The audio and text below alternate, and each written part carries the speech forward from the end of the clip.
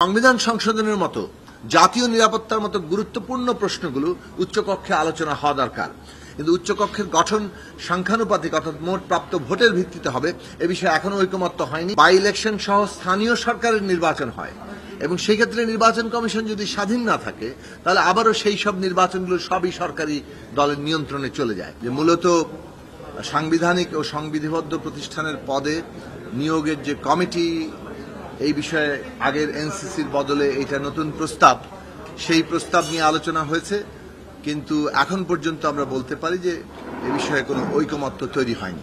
আমরা আমাদের দলের দিক থেকে রাষ্ট্র সংস্কার আন্দোলন আছে, আমাদের গণতন্ত্র মঞ্চের অবস্থানের জায়গা থেকে আমরা বলেছিলাম বহুদিন ধরে, বিশেষত আমরা গণসংহতি আন্দোলন 2004 সাল থেকে নির্বাচন কমিশনের নিয়োগের এই ধরনের কমিটি গঠনের আন্দোলন করেছি।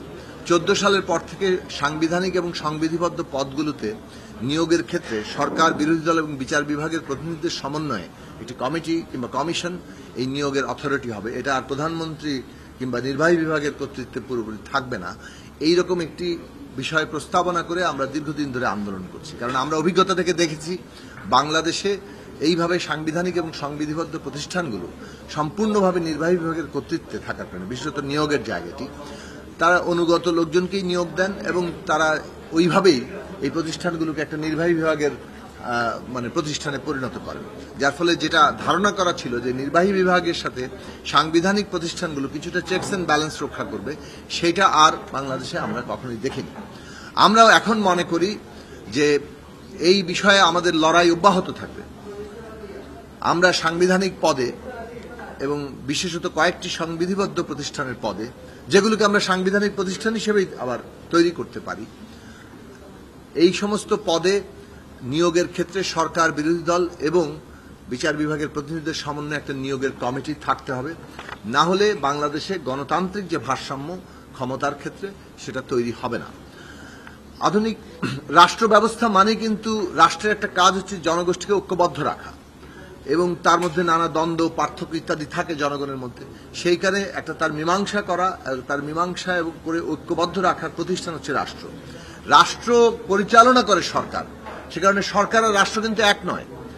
সরকার এবং রাষ্ট্রের মধ্যে যে পার্থক্যটা এবং ভারসাম্যটা, সেইটা থাকার জন্যই কিন্তু সরকারের যে কাঠামো, সেই কাঠামোর ন্যূনতম যে জায়গাগুলো, সেগুলোতে এই ভারসাম্যটা রক্ষা করা, তার স্বাধীন এবং তার নিজস্ব আইন এবং এখতিয়ার অনুযায়ী কাজ করার সক্ষমতা, এটা যে কোনো গণতান্ত্রিক ব্যবস্থার জন্য অপরিহার্য ব্যাপার। বাংলাদেশে অভিজ্ঞতার দিক থেকে অন্তত আমরা বলতে পারি, যদি নির্বাচন কমিশন এবং পাবলিক সার্ভিস কমিশন, যেটা পাবলিক সার্ভিস কমিশনের মাধ্যমে পুরো রাষ্ট্রের কর্মকর্তাদের নিয়োগ চলে, এবং এইটা কিভাবে দলীয়কৃত হয়েছে প্রত্যেক সরকারের দ্বারা, এটা আমরা দেখেছি। নির্বাচন কমিশন কিভাবে একটা অনুগত প্রতিষ্ঠান হিসেবে কাজ করেছে, সেটা আমরা দেখেছি। ফলে আমরা যেটা মনে করি যে একটা তত্ত্বাবধায়ক সরকারের অধীনে নির্বাচন আমাদের এখানে হবে, সেটা একটা জাতীয় নির্বাচনের ক্ষেত্রে সুরক্ষা, কিন্তু 5 বছর ব্যাপী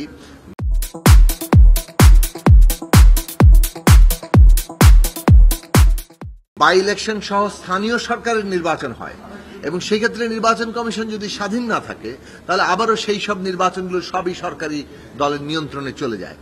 এইটা বন্ধ করতে গেলে নির্বাচন কমিশন এবং পাবলিক সার্ভিস কমিশন, দুইটা রাষ্ট্রের গঠনগত জায়গায় সরকার এবং রাষ্ট্রের যে ভারসাম্য, সেটার জন্য একেবারেই অপরিহার্য বাংলাদেশে, এবং এইটার ব্যাপারে আমরা আমাদের লড়াই ভবিষ্যতে অব্যাহত রাখব।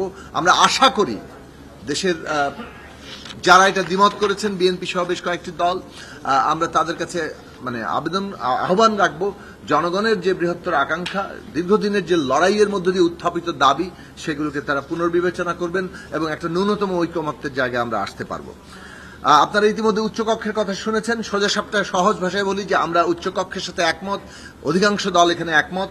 100 সদস্য বিশিষ্ট একটি উচ্চকক্ষ করতে হবে, এ বিষয়েও একমত, কিন্তু উচ্চকক্ষের গঠন সংখ্যানুপাতিক অর্থাৎ মোট প্রাপ্ত ভোটের ভিত্তিতে হবে, এ বিষয়ে এখনো ঐকমত্য হয়নি।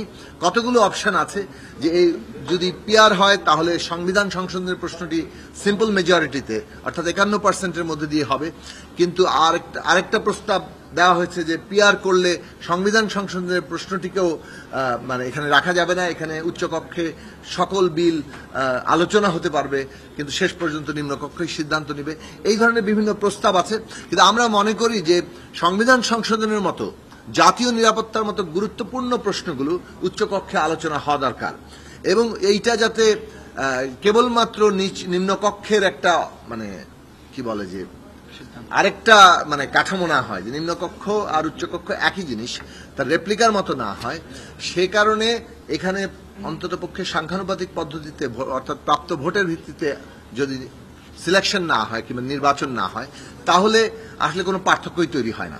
সেই দিক থেকে এই সমস্ত গুরুত্বপূর্ণ প্রশ্ন, বিশেষত সংবিধান সংশোধন, যেটাকে নিয়ে বাংলাদেশের ইতিহাসে অনেক বড় ধরনের রাজনৈতিক বিপর্যয় হয়েছে, বাকশাল থেকে শুরু করে ত্রয়োদশ সংশোধনী বাতিল থেকে শুরু করে অনেকগুলো ঘটনা, সুতরাং সব দিক দিয়ে আমরা মনে করি যে এইটার ব্যাপারেও আমরা আপিল রেখেছি যে ন্যূনতম ঐক্যমত্যের জায়গায় আসা, কেননা রাষ্ট্রের মূল লক্ষ্যের জায়গা ঠিক করা হয়েছিল এই মানে আন্দোলনে এবং পরবর্তীকালে অভ্যুত্থানে।